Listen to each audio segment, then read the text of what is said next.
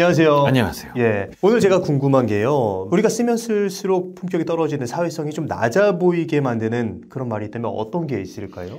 일단 대화를 아예 막아버리는 그런 말 3종 세트가 있어요. 이게 뭐냐면 넌 그게 문제야. 넌 그게 문제야라고 하는데 그게 문제가 뭔지 들어보고 싶어요? 그냥 더 이상 말을 하기 싫지. 예. 그거랑 난 원래 그래. 이 말하는 사람들. 여기도요. 난 원래 그래라고 하는 순간 나는 원래 그러니까 너 닥쳐 이거거든요. 그러니까 더 이상 대화를 할 수가 없어요. 네. 그리고 이 책에 쓴 얘기는 그게 아니라요. 뭐 예를 들어서 누가 잘못했어요. 누가 한 30분 지각을 했어요. 김대리, 당신 오늘 왜 지각한 거야? 아, 그게 아니라요. 아, 오늘따라 차가 막혀가지고요. 아, 그게 아니라요.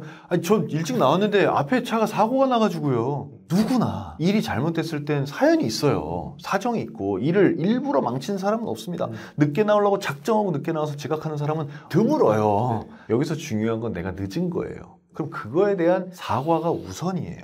실제로 제가 이번 책을 쓰고 나서 제가 요새 스레드를 많이 하고 있는데 스레드에다가 이런 글을 썼어요. 친구가 나에게 사소한 잘못을 해서 사과를 해. 근데 그 사과 때문에 더 열받은 적 있어? 난 사과보다 변명이 길면 그렇게 열받더라. 이렇게 했거든요. 네. 여기서 저도 겪었어요. 꼴 보기 싫더라고요. 나 그거 알아. 거기에 덧붙여서 내가 너 정말 좋아하는 거 알지? 이거 붙으면 무서웠어.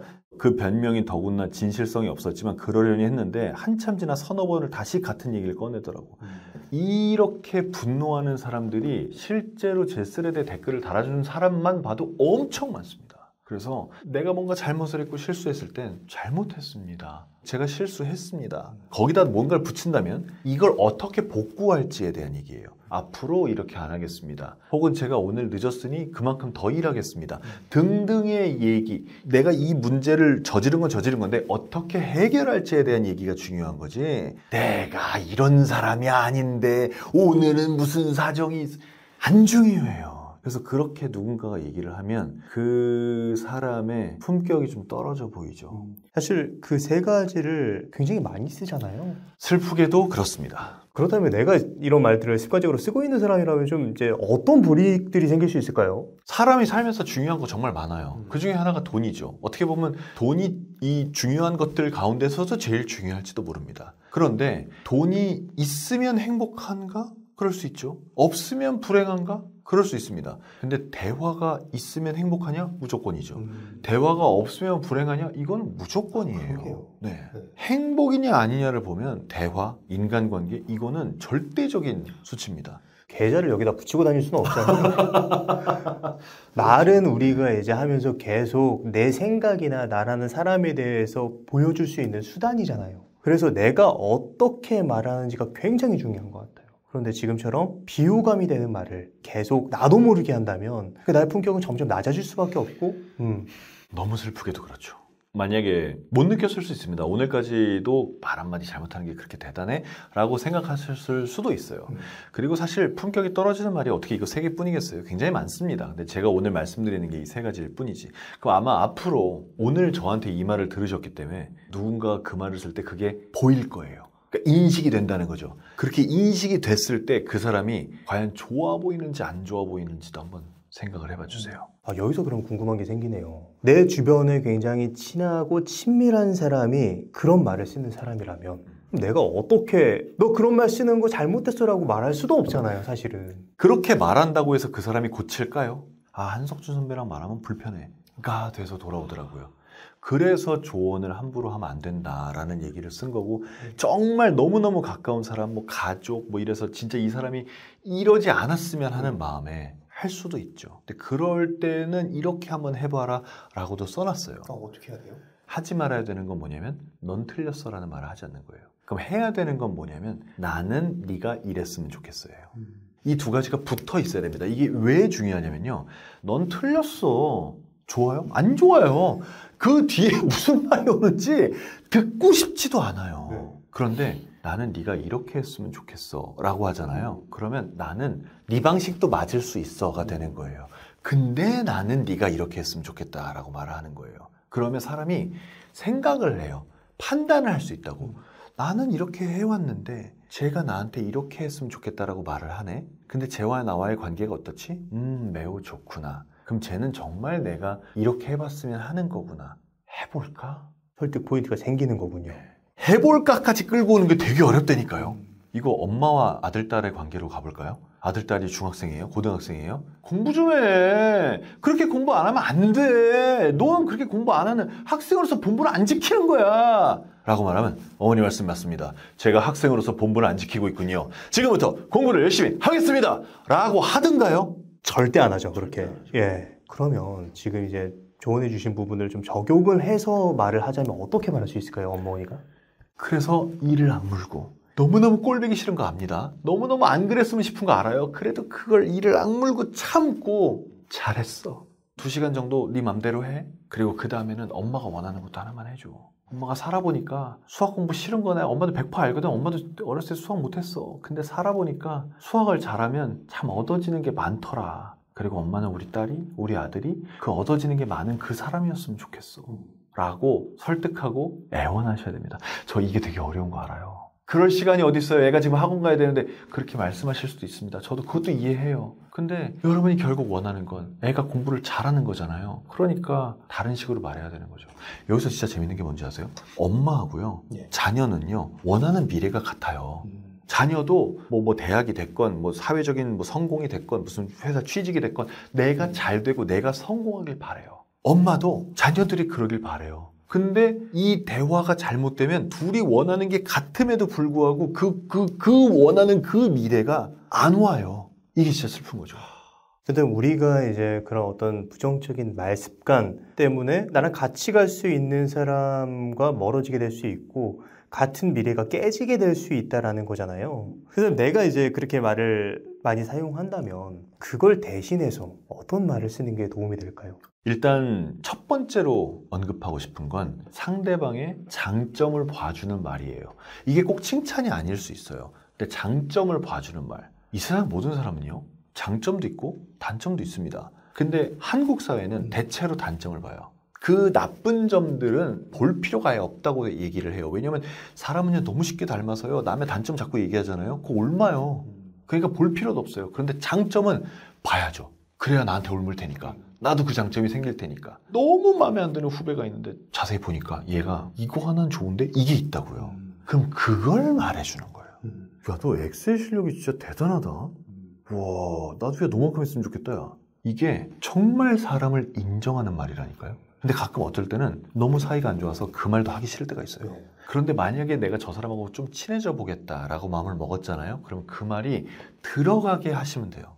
김대리랑 친한 이대리나 뭐 다른 사람한테 밥 먹고 커피 마시고 뭐 어디서 수다를 떨다가 아, 김대리가 엑셀은 잘하더라. 전해 들을 수 있도록 그게 더 감동일 것 같아요. 진심으로 받아들여질 가능성이 많습니다. 대놓고 얘기하면 이 사람 나랑 사이도 안 좋은데 왜 갑자기 엑셀 칭찬하고 난리야? 이렇게 생각할 수 있는데 건네서 들어오면 그 선배가 그런 말을 했어? 그래? 그 선배는 안 좋아할 텐데 이상하다. 이렇게 되는 거예요. 이렇게 되는 거예요. 근데 저는 실제로 이렇게 해서 관계가 개선됐던 적이 있어요. 분명히 나랑 사이 안 좋은데 딴 데서 날 좋게 얘기했다는 거예요. 그래서 사이가 안 좋은 건 그러면 나만의 생각인가? 나만 쟤를 싫어했나? 이렇게 생각하면서 다시 보게 되더라고요. 그럼 어떻게 하면 장점을 찾냐? 내 마음에 안 드는 사람을 내가 좀 더 호의를 가지고 그 사람을 대할 수 있냐를 생각해보면 내 마음가짐을요, 내가 그 사람을 너무너무 만나고 싶었던 사람이라고 생각하는 거예요. 우리 너무너무 만나고 싶었던 사람을 만나면 어떻게 되죠? 너무 기분 좋고 설레고 행복하죠. 기분 좋고 설레고 행복하기 때문에 미소가 지어져요. 몸 자체가 그 사람을 향해요. 밝은 표정과 밝은 느낌과 목소리에도 밝은 기분으로 말을 하게 되죠. 그러면 그 사람은 그게 안 느껴지겠습니까? 느껴질 것 같아요. 100% 느껴져요. 그러면서 두 사람 사이에 놓여있던 어떤 그 비호감의 장벽이 조금씩 낮아지기 시작하는 거죠. 이 두 가지를 꼭 해보셨으면 좋겠어요. 내가 진짜 욕을 하고 싶지만 그게 아니라 상대방 입장에서 어떤 말을 해야 될지 한번 생각해보고 그걸 표현해주는 거. 그 작업이 상당히 쉽지 않을 것 같네요. 안 해봤을 땐 그렇습니다. 안 해봤을 때. 근데 하기 시작하면 이거 생각보다 되게 빠르게 익혀지고 그 다음부터는 어떤 사람을 볼 때 자동으로 그렇게 생각이 가요. 근데 그게 안 한 상태에서는 똑같은 현상을 보고도 저 자식 저거 나를 연맥이려고 그러나? 이렇게 나쁘게 생각할 수 있거든요.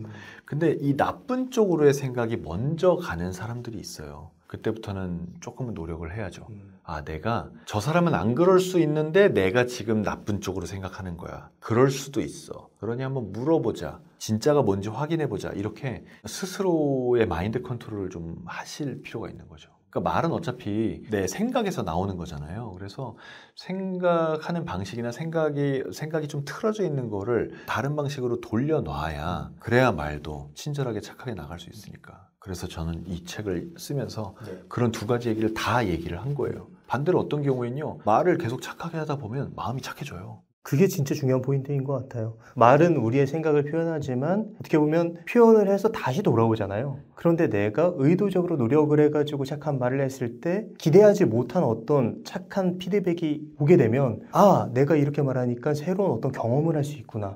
거기서 또 새로운 깨달음이 올 수 있을 것 같거든요. 그렇다면 지금까지 우리가 이제 말을 하면 안 좋은 부분에 대해서 이야기를 쭉 했는데 반대로 쓰면 쓸수록 나의 품격이 높아지는 그런 말이 있다면 어떤 부분이 있을까요? 상대방의 성향에 맞춰서 말을 하는 겁니다. 말은 듣는 사람의 거예요. 내가 백날 말하지만 듣는 사람한테 가서 그게 와닿지 않으면 말을 안 한 것과 같아요. 그래서 제가 책에서는 MBTI TF 얘기를 했어요. 그 우리 몸장님의 스승이신 우리 김경일 교수님. 김경일 교수님께서는 MBTI는 지난 3년간의 결정의 총합일 뿐 태어나면서부터 생긴 게 아니기 때문에 너무 믿지 마라 라는 말도 하세요. 근데 저는 이 TF로 뭘 설명하냐면 사람이 다르다는 걸 설명하는데 이게 참 좋아요. 예를 들면 만약에 일을 시켜요. 팀장 T가 F 팀원한테 일을 시켜요. 김대리한테 일을 시켜요. 김대리 일로 와봐. 이거 우리 부서 엑셀 파일이거든. 이번 주 금요일까지 이거 정리해. 알았지? 이렇게 시킵니다. T들은요, 제가 이렇게 말하잖아요. 아무도 아무 느낌이 없어요. 좋다 나쁘다가 없어요. 시켰으니까 해야지 뭐 이렇게 생각합니다. 근데 F들은 어떻게 생각하는지 아세요? 이제 극 F들인 경우에 우리 팀장님 착하게 말해도 내가 할 텐데 왜 저렇게 못되게 얘기하지? 이렇게 생각합니다. 아닌 사람들도 있지만 이렇게 생각하는 F들이 있어요. 반대로 팀장이 F잖아요. 팀원이 T잖아요. 그러면 이렇게 얘기합니다. 김대리 잠깐만 나 좀 볼까? 우리 부서에서 이번 주 금요일까지 이 엑셀을 정리를 해야 돼. 근데 보니까 박 과장은 다음 주 출장 준비 때문에 정신이 없고 신입사원 걔는 아직 몰라서 일을 맡기기가 좀 그래. 알았지? 이게 시킨 거예요. 이것도 이제 극 F긴 한데 시킨 겁니다. 그 대부분의 T들은 이렇게 말하면 알아들어요. 근데 이제 극 T인 경우에는 네 알겠습니다. 그거 가요. 안 해요. 왜냐면 지한테 시킨지 모르는 거예요. 이러고 싸운다니까요. 나중에 며칠 지나서 안 했잖아요. 팀장은 화가 나는 거예요. 얘 나 무시하나? 지시했는데 왜 안 해? 이렇게 되는 거예요. 칭찬할 때도 똑같습니다. 예를 들어서 몸장님이 한 나흘 동안 미친 듯이 고생을 했어요. 자, 이 엑셀 파일 정리하려고 한 나흘 동안 미친 듯이 고생을 했어요. 그래서 결국은 잘했어요. 그럼 몸장님은 나흘이나 이렇게 고생하다니 정말 수고했습니다. 이 말이 듣고 싶어요? 아니면 이렇게 멋진 결과를 내다니 정말 잘했습니다. 이 말이 듣고 싶어요. 저는 첫 번째가 좀 더 기분 좋은 것 같아요. 똑같은 칭찬을 해도 나흘 동안이나 고생했다라는 이 부분을 칭찬할 수도 있고요. 그래서 결국은 일을 잘했다는 이 부분을 칭찬할 수도 있습니다. T들은 그래서 결국 잘했다를 좋아해요. 넌 엑셀의 천재구나. 어떻게 이렇게 잘하니? 넌 대단해. 이런 말을 좋아합니다. F들은요, 내가 얼마나 열심히 노력했나에 대한 칭찬을 더 좋아해요. 그래서 정말 고생 많았네. 이렇게 하는 게 정말 힘든 일인데 대단하다. 잘했네. 수고했어. 이런 말. 그리고 제가 이건 강연 때 하는 얘기인데 너 정말 나흘 동안 너무너무 고생했다. 우리 떡볶이 먹을까? 이러면요, 이거를 칭찬으로 받아들이는 사람도 있고 내가 너랑 떡볶이를 왜 먹어요? 너나 가서 드세요. 이렇게 받아들이는 사람도 있습니다. 근데 지금 제가 말했잖아요. 분명히 어떤 사람은 떡볶이 먹을래가 칭찬이라니까요. 근데 아닌 사람은 화나는 말이에요. 그러면 우리는 누구 기준으로 칭찬해야 돼요? 상대방 기준으로. 그게 정답인 거죠. 결국에 그러기 위해서는 상대방이 무엇을 좋아하고 싫어하는지에 대해서 관찰하는 눈을 가지고 있어야 되겠네요. 처음에 모를 수 있죠. 그런데 좀 지나면 알 수 있잖아요. 그럴 땐 어떤 말이든 지시든 칭찬이든 할 때 상대방에 맞춰서 해야 되는 거죠. 네, 오늘 좋은 말씀 많이 해주셨는데요. 마지막으로 하고 싶으신 말씀 있으시다면 어떤 게 있을까요? 대화에 대해서 이렇게 생각해 주셨으면 좋겠어요. 우리가 많은 사람들이 대화를 그냥 말을 하는 순간 혹은 뭐 의견 교환하고 소통하고 이렇게 생각을 하실 텐데 그것도 맞습니다. 맞습니다만 인간관계가 더 중요하고 인간적으로 관계가 있는 사람들 사이의 대화는 감정과 감정이 만나는 순간이에요. 그래서 내가 이 순간에 상대방의 감정을 기분 좋게 하겠다, 행복하게 하겠다라는 걸 잊지 않고 계속 머리에 염두에 두고 있다면 여러분의 대화는 매우 행복하게 될 겁니다. 네, 오늘 한석준의 대화의 기술 저자 한석준 작가님을 모시고 내 주변에 사회성이 떨어지는 사람들이 자주 하는 말과 우리가 좀 어떻게 해야지 우리의 품격을 높일 수 있을지에 대한 이야기를 나눴습니다. 그럼 오늘의 심리학은 여기까지 하도록 하겠습니다. 좋은 말씀 해주셔서 감사합니다. 감사합니다. 감사합니다.